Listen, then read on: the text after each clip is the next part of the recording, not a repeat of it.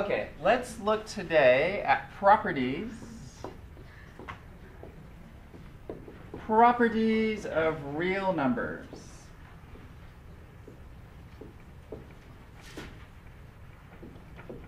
Okay, so again, we've been talking about real numbers this whole, semester so far. And it's if we take the natural numbers with the whole numbers, irrationals with the irrationals. So all of those naturals, integers, whole numbers are in the rationals. But if you take the rationals and the irrationals and you put them together, it gives you the real numbers. Okay, and we've talked a lot about that. So in mathematics, there's some properties that go along with real numbers that we're going to look at today. Okay, and the first properties are what we call the commutative properties.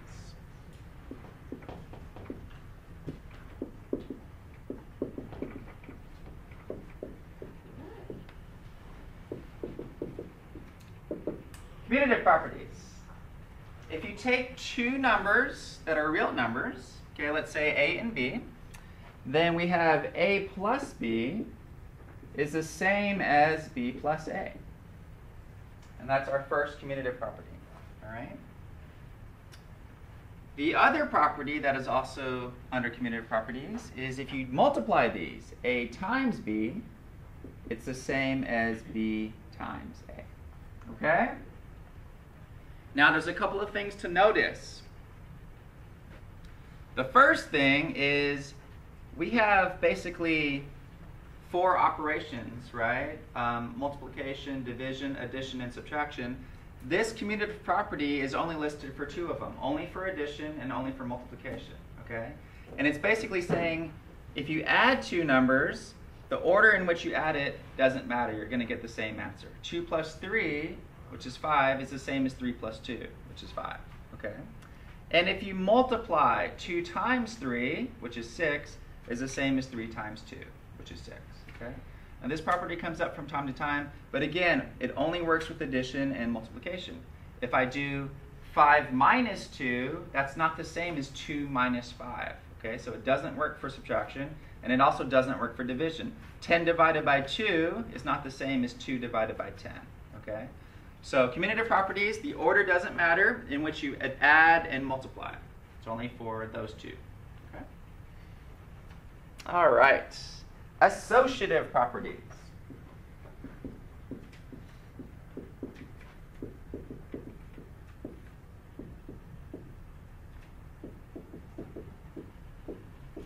Associative properties, same thing, okay? It's only going to work for addition and multiplication. So, if I have A plus B plus C, if I'm adding three numbers in a row, okay, and one of you chooses to add the first two together first, and then add the third one, you will get the same answer as the person that chooses to add the second two numbers together first, and then add the first to that, okay? And that should make sense. If I'm just adding numbers, if I just do an example, 2 plus 3 plus 5, if I do 2 plus 3 first, 2 plus 3 is 5, and 5 plus 5 is what? 10. Okay?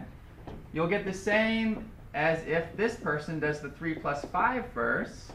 3 plus 5 is 8, and 8 plus 2 is 10. Okay? So if you're adding numbers, the grouping, how you group it, either way you'll get the same answer. Okay? If you group the first two together or if you group the last two together. Okay? And also for multiplication. A times B times C is the same as A times B times C. You could multiply the first two together first, or group it, multiply the second together first. And you will get the same answer.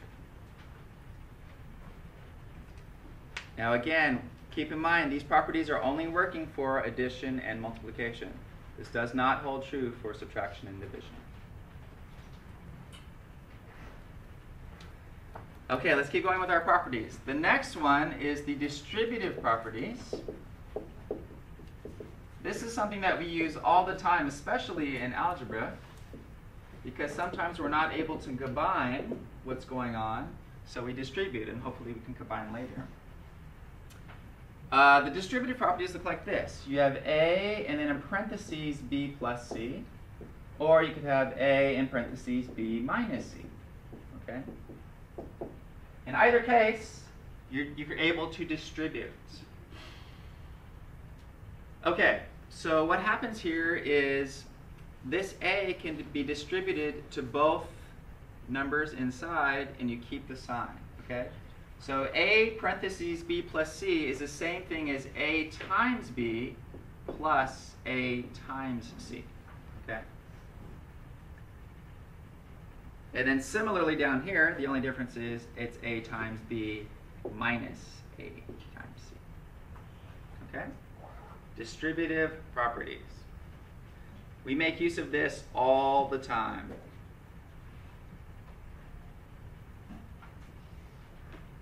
Let's do an example just to see how it works. So let's say I had 2 parentheses 5 minus 3.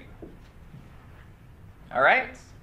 Now, if I just had you to work this out, if this was a homework problem from like a night or two ago, what would you have to do first by order of operations? Parentheses, right? And what is 5 minus 3?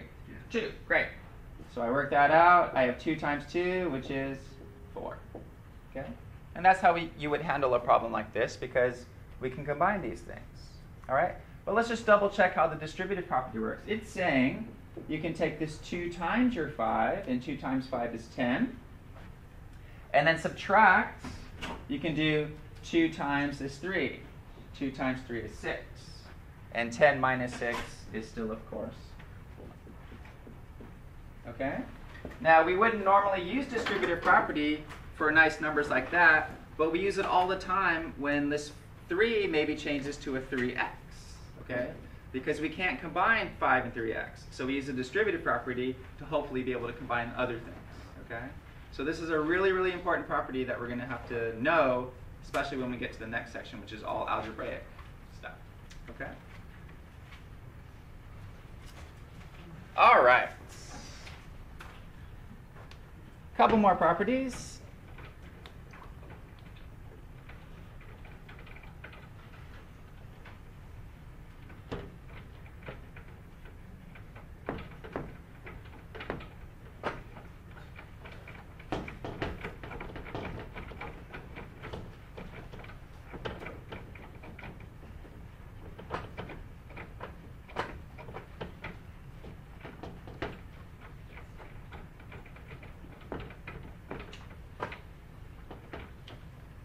Okay, we have what's called identity, or the identity elements.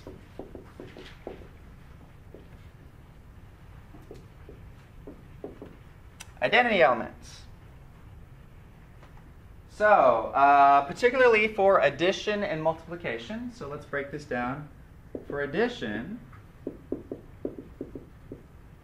and then for multiplication.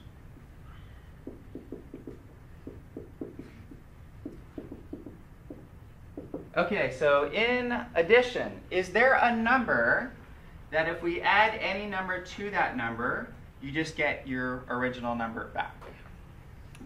0, right? So everybody, the addition identity element is 0. And the reason that is because if you take any number, any real number, and you add 0, you just get the original number that you started with, okay? And that's called identity. When you start with a number, you add the identity element, you'll get the original number. With multiplication, what is our identity element? 1. Because 5 times 1 just brings you back to 5. Okay?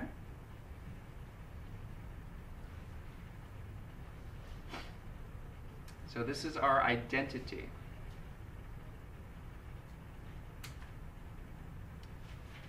All right, and then the last one is inverse. And it goes with identity.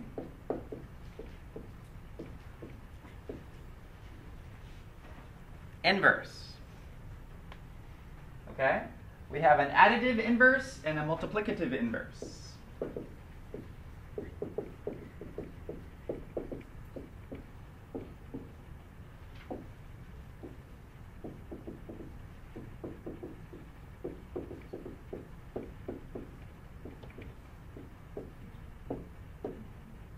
additive inverse and multiplicative inverse.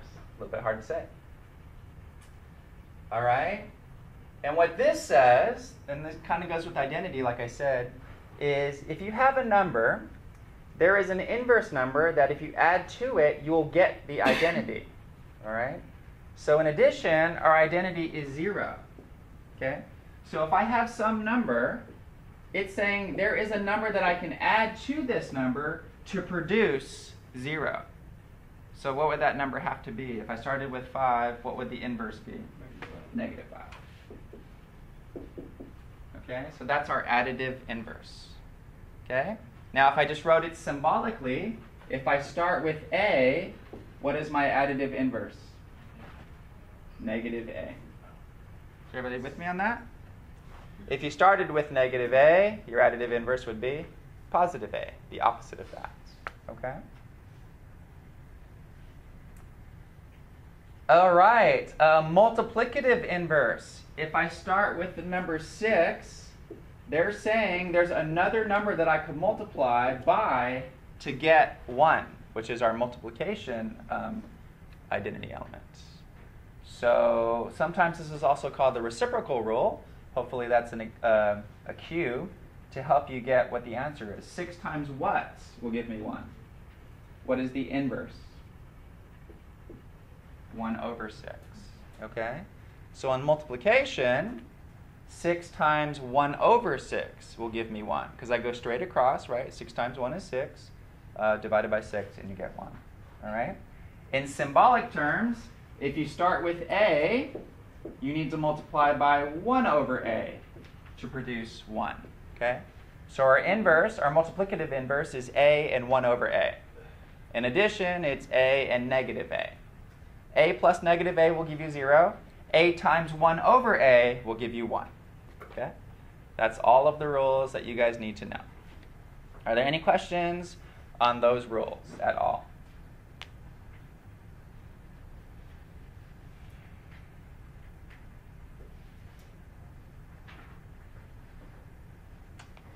All right. Let us look at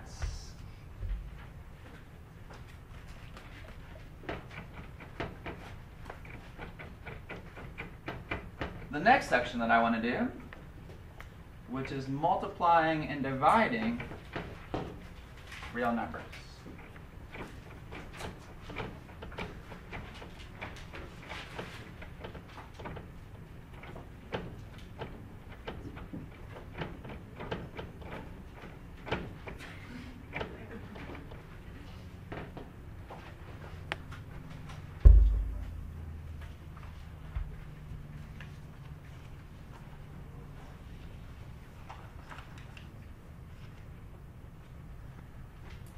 Okay, so multiplying and dividing.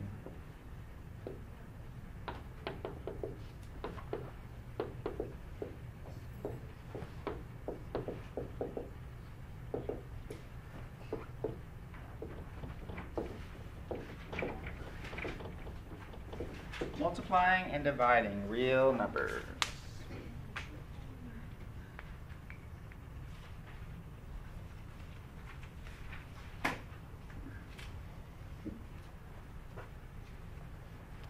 One of the first questions that we have is when we're multiplying,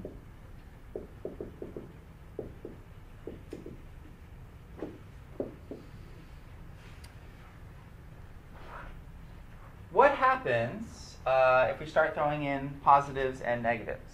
Okay? So, well, let's just look at the possibilities. If I have a positive number times a positive number, we know that it comes out to be positive. Right? Everybody agrees with that.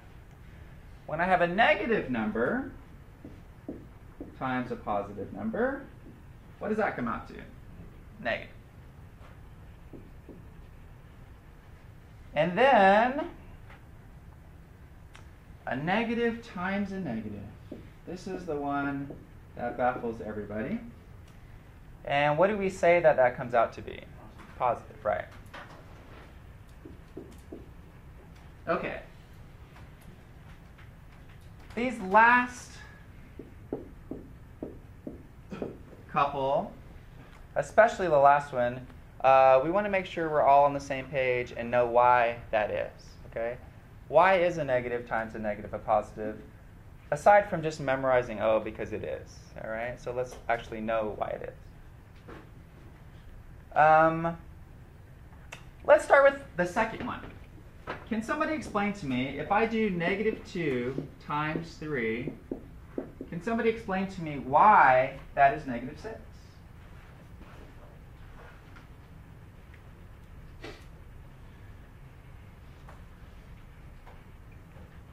Because you're taking 3, like the negative 2 3 times, like if you were to add negative 2 all 3 times, it would get 2 negatives. Okay, yes, I totally agree with what you said. If I have 2 times 3, what is multiplication? We're just adding it however many times you said, right?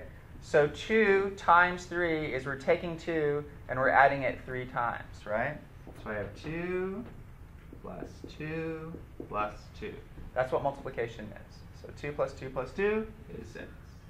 Negative 2 times itself 3 times. I'm adding negative 2 plus negative 2 plus negative 2.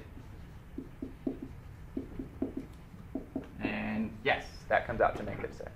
Okay? So that pretty much, I mean, that one's kind of, we can figure out or we can intuit.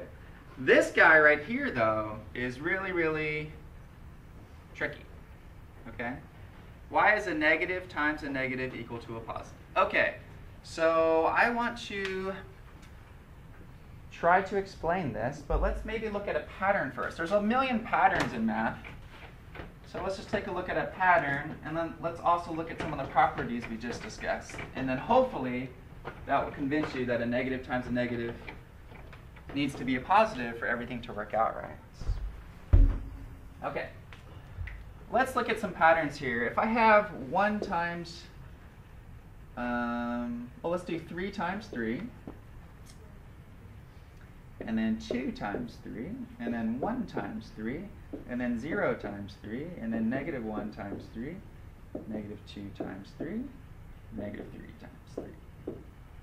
Okay, let's fill this out real fast. What is 3 times 3? 2 times 3. 3 times 1. 0 times 3. Negative 3 times 1.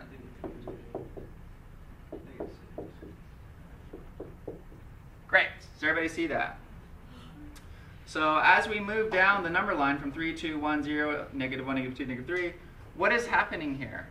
What do you notice about the answers? What's happening? They're dropping 3 each time. Does everybody see that pattern? So we're just dropping 3 each time.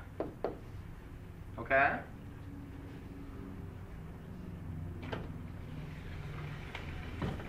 Okay, great. Let's do the same chart, but instead of a positive 3, let's do a negative 3.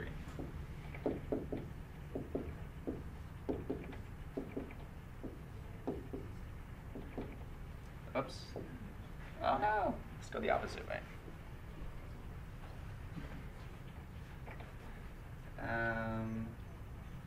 3 times negative 3. Try that again, sorry. So negative 3 times 3. Negative 3 times 2, negative 3 times 1, negative 3 times 0, negative 3 times negative 1, negative 3 times negative 2, negative 3 times negative 3. That's what I wanted to do. Okay, negative 3 times 3 is negative 9. Negative 3 times 2 is? Negative 3 times 1 is? Negative 3 times 0 is 0. Okay. Now, what is the pattern that we're noticing here? We go from negative 9 to negative 6, negative 6 to negative 3, negative 3 to 0. We're actually adding 3 each time. Does everybody see that? The pattern is we're adding 3 each time.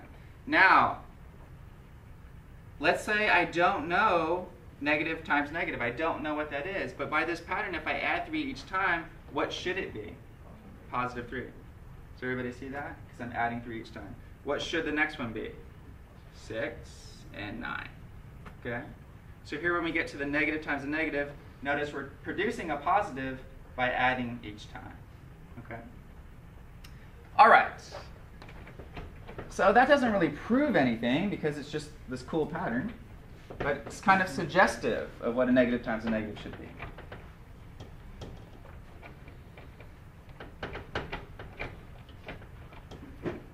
Okay, next thing I want to do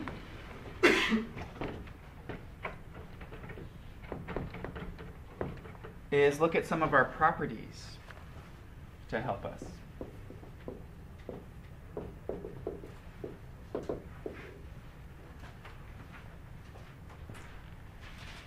All right.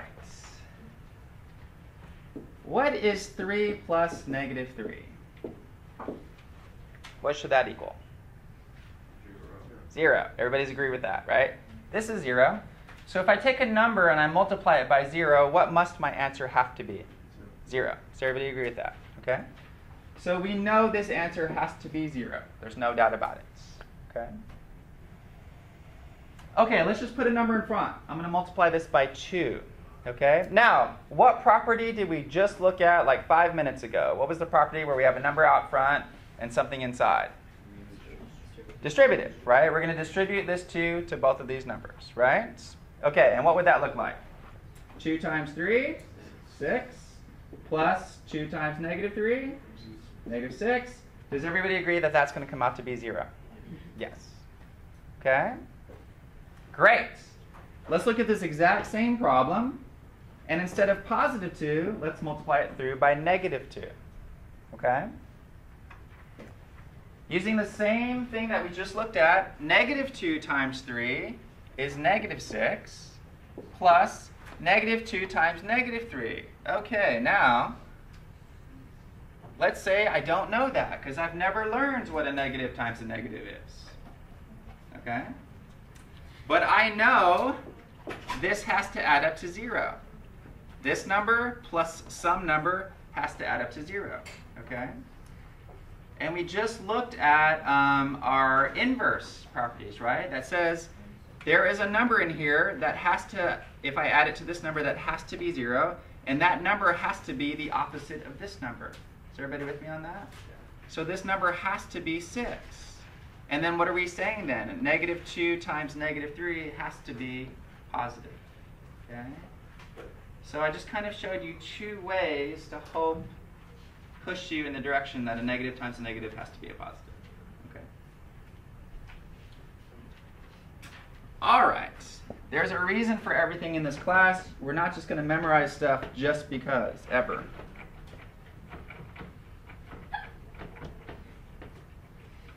Okay. Power of properties.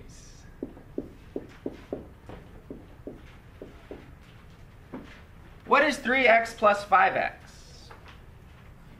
8x. Okay, let's say I don't believe you. Can you explain to me why 3x plus 5x is 8x? I don't believe you. What would you say? You have to add the x's together, so wouldn't it be 8x? No. The answer is actually 8x. So x squared is when we're multiplying, so it doesn't come into play in this problem when we're adding. But my question is this something that you guys just memorized again, or is it something that you can actually show? Yes, sir. Does this have anything to do with the one where you have to bring it to the other side? No. There's not an equation, so if if you have an equation, like 3x plus 5x equals blah, blah, blah, then you can move stuff around. But we don't have an equation. I'm asking you, why is this equal to 8x? Question mark. Yes. Can you use some of the properties that we just did? Properties? Yeah. That would be my hints. No idea. I was gonna say. What were you gonna say? It's like you have 3 x's plus 5 x's, and then it's like 3 plus 5 equals x. It's gonna be 8x. Yeah, I mean that totally makes sense to me. We have 3 x's, and then you add 5 more x's, and you get 8 total x's, right? Can you show that to me using a property that we just did, though? Yes? Can you use like the distributive one and you put like x and then in parentheses 3 plus 5 and it would equal the same? Oh, this sounds amazing to me. What did you say? Can you do x, And then parentheses 3 plus 5? I don't know. Class, can we do this? Is x times 3 the same as 3 times x? Yes. Is x times 5 the same as 5 times x? Commutative, right? Can we add 3 plus 5? hopefully. And you get 8 times x. Is that the same as x times 8? Are these the same? What property is that? Commutative, right? The order that you multiply doesn't matter, okay? So yes, 3x plus 5x equal to 8x. You could say your x's, you're adding x's together. Or you can just show somebody using the distributive property, okay?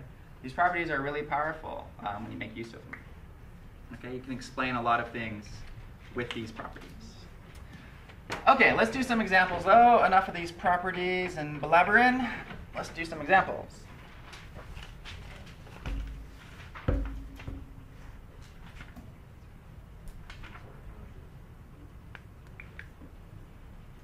All right, let's try this one. Negative 3/4 times negative 5/12.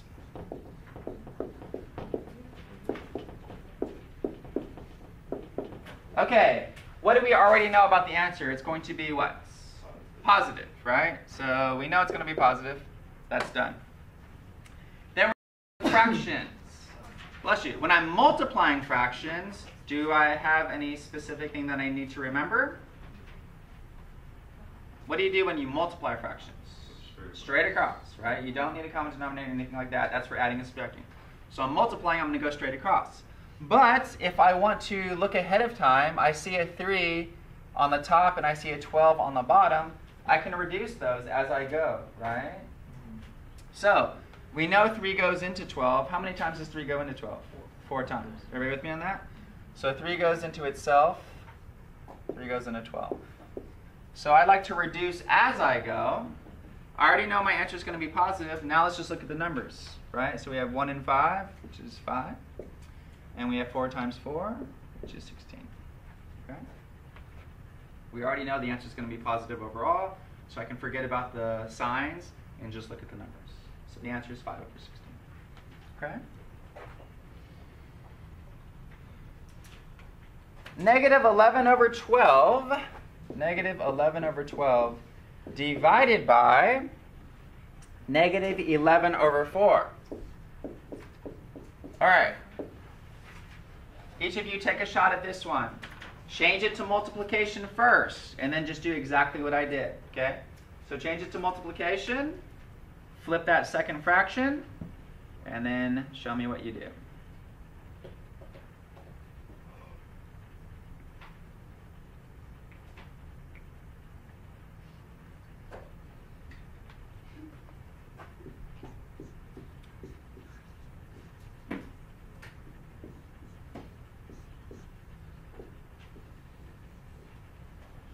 My overall answer is going to be positive, right?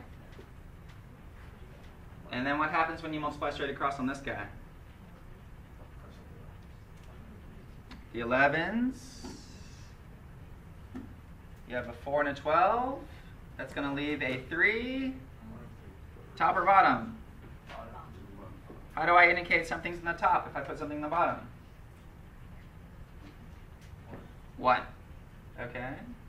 So when you're reducing and you have a number in the bottom, you have to indicate that it's in the bottom by putting that there's a 1 in the top.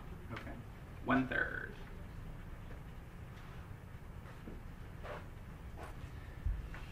All right, let's try this one. 3/4 times parentheses 6 plus 1/2. So let's see how we do this one.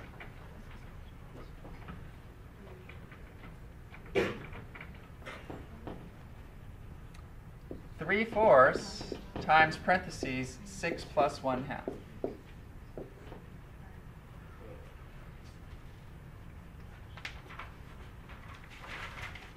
Okay, any ideas on how to start this guy?